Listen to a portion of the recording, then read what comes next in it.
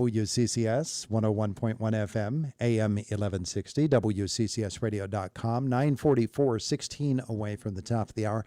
AccuWeather tells us today, cloudy, humid, shower, thunderstorm, mainly later in the day now. We had some in the early portion of the day, now later. And 72, the high. Tonight, a shower around the area in the evening hours, the low 61. And maybe some rain tomorrow, and 76, and maybe Thursday as well, with a high then of 74. So that's what the forecast looks like. 67 degrees in downtown Indiana right now, and Indiana County 911 is clear. Nothing new for us there. Well, look over there. There's Bill Geiger in the studio. Good morning. Good morning, Todd. How are you? Wonderful. Good to see you. Good to see you. Our visit is presented by Marcus & Mack, voted best law firm and best personal injury lawyer 4 years in a row in the Best of Indiana County contest. You can visit them online at marcusandmack.com. So if Bill Geiger's here, it must be an event right across the street. It is. Yeah. Right across the street, although the Episcopal Church, which I formerly served up until this summer, is simply the venue. They're graciously offering their space and their pipe organ for this event, which is actually being sponsored by the Carol Teti Memorial Organ Fund Committee, which is a scholarship fund at IUP for organ students. Yeah. And every year there is a concert to celebrate the fact that we have such beautiful organs and organ music happening in our Indiana County churches, but just, Carol Teti and how she influenced so many down through the many years. Oh, yes. And we raise money for the scholarship with this. Yes, we do. We've the scholarships are generated with like most scholarship funds, it's an endowment, and the interest that's earned each year or a portion of that gets available for scholarships, and it's really grown quite considerably in the last few years, and we're really pleased. And we have these events. They're free to the public. We ask for donations when people are there, but there's very low key, very low pressure, and so it's really as much about fun and reminding people about what a wonderful gift the organ is, and how rare it is to have a really good organist to be able to play music on them, and so people can be aware of what's needed to educate musicians to be able to provide that musical service to churches and other organizations. So we know the where, we need to know the when. The when. So it's this Sunday, September 28th at 3 o'clock in the afternoon. It's a community hymn sing, and it is calling it Bachtoberfest. As in Johann Sebastian? As in Johann Sebastian. Bachtoberfest 2, because we did this 2 years ago. So this is the second iteration of the Bachtoberfest festival. Wonderful.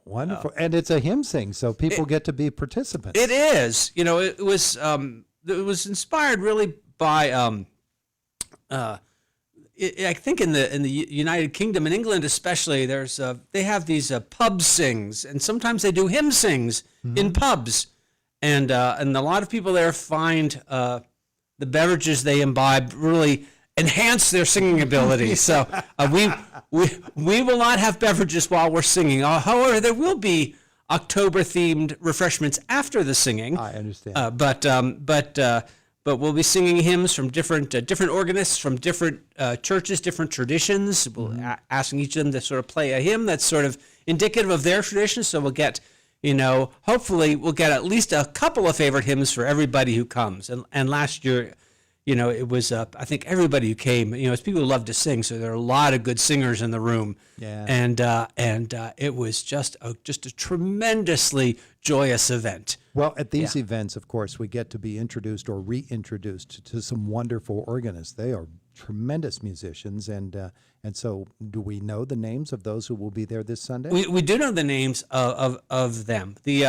Of course, the organ professor at IUP, who is also the organist at Zion Lutheran Church, Dr. Christine Kluhl, should be performing a hymn, or leading us in a hymn, I should say. This isn't performing. It's playing the hymns to enable the congregation to sing enthusiastically. So she'll be singing. The organist, Marissa Bruno, who serves double duty both as the organist at Christ Episcopal Church but also at Greystone Presbyterian. She'll be playing a hymn, including a hymn that we commissioned 2 years ago Oh, yeah. as a part of this first Bachtoberfest in honor of Dr. Diane Duntley, who was a generous contributor to, among other things, the organ renovation project at Christ Episcopal Church, but also the Carol Teti Scholarship Fund at IUP. So she'll be, Marissa will be leading us in the singing of that hymn, and Scott Kramer, who is an assistant organist, I think primarily at Grace Methodist. He'll be playing. Keith Ferguson, who plays at Mount Zion Lutheran Church in Trade City, and is also a member of the local AGO chapter, American Guild of Organists. Randy Fry, who is a graduate of the IUP organ program and currently is serving at St. Albans School at the National Cathedral in Washington, D.C. He'll be leading us in a hymn. Roberta Jones, the organist at Calvary Presbyterian, will be leading us. And, his name has fallen off here. The organist at the First Baptist Church in Glen Campbell, Jonathan Petty, I believe is his name. Okay. And his name didn't come out on the printout. I have to figure out why that happened. But he'll be playing as well. So it'll be, like I said, a really variety of hymns, different organists, and it just will be a lot of fun. I always love to, and we've had others talking about playing an organ. Blows my mind. It is not only an artistic, but it is an athletic endeavor. Yeah, it absolutely is. And to watch them do what they do, and just to pause for a moment and listen to them, and the sound that they get out of those machines. And one organist can sit down with a piece of music in front of them and play something that sounds entirely different and yet similar to another organist with the exact same sheet of music in front of them. Right, and shaping the stops, which are the different kinds of sounds an organ can produce, and the volume and the tempo, and shaping that to meet that particular congregation, a gathering of people, the size, the strength of the voices.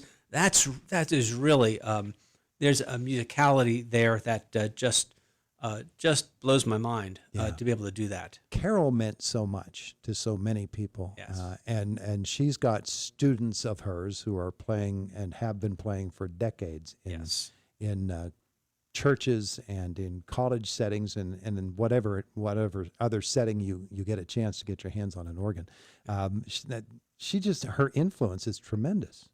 Yes, she is. We have at least one organist playing Sunday who was a student of Carol's, and so that her memory is very much alive in the music that they offer. Oh, I just remembered another organist. It's not he's a graduate of IUP. Matt Klump is going to be playing him as well as some of the prelude music. So, and we're also going to have the whole cadre of organ students at IUP, the IUP Organ Studio. There's about half a dozen students or so who are currently studying organ at IUP, and they'll all be there, and they'll be playing actually not just organ, but sort of as a group, a variety of instruments to accompany the organ as one of the preludes. So there'll be some additional music, and you'll get to meet the current organ students at the university, which will be a treat. That sounds fascinating. Yeah. That they would be able to do that and participate in a program such as this. I bet you it means a whole lot to them. Well, it means a lot to us in the committee to see the students and to see their faces and to give them get to hear them offer their musical talents to us. Yeah. All right. So it's happening on Sunday. Happening on Sunday, 3:00 in the afternoon, free of charge, open to the public. If you love to sing hymns, come and you'll just have a blast. Beautiful. And refreshments afterwards. Both afterwards. Adult and also non-adult refreshments will be available. There you go. Bill, good to see you again. Thank you, Todd. It's always good to see you. Retirement treating you well? So far, so good. Yeah. That's a good thing, too. Have a great day today. Thanks. You too. Bill Geiger with us here this morning on Indiana in the Morning, the voice of Indiana County, WCCS, 101.1 FM, AM 1160, and WCCSradio.com. So we're 5.5 minutes away from the top of the hour. A couple of things to do. First of all, I want to tell you about the weather. Cloudy today, a shower or a thunderstorm, mainly later in the day, and 72 degrees. We'll take whatever we can get, won't we? Down to 61 tonight. Again, some evening showers, and then tomorrow, a stray thunderstorm or two.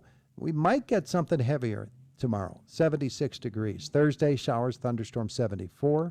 Friday, chance of rain, generally a sunny day, though, and a high temperature, 74. And about the same over the weekend, mid-70s and partly cloudy skies. Right now in Indiana, 67. It is 9:55, 5 away from 10 o'clock.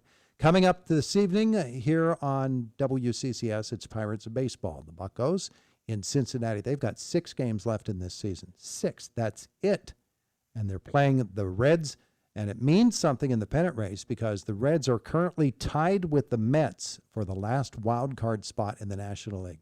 How did the Reds get up there? Tell you what, Terry Francona, the manager, genius. So he's got the Reds in position to make it into the playoffs. So it means something tonight for the Pirates. Johan Oviedo on the mound. If you're wondering, Skeen's final pitching performance of the year for the Pirates is scheduled for tomorrow. Most likely final pitching performance of the year for Paul Skeens. All right, so all of that. It is Indiana in the Morning. It's WCCS 101.1 FM, AM 1160, and WCCSradio.com.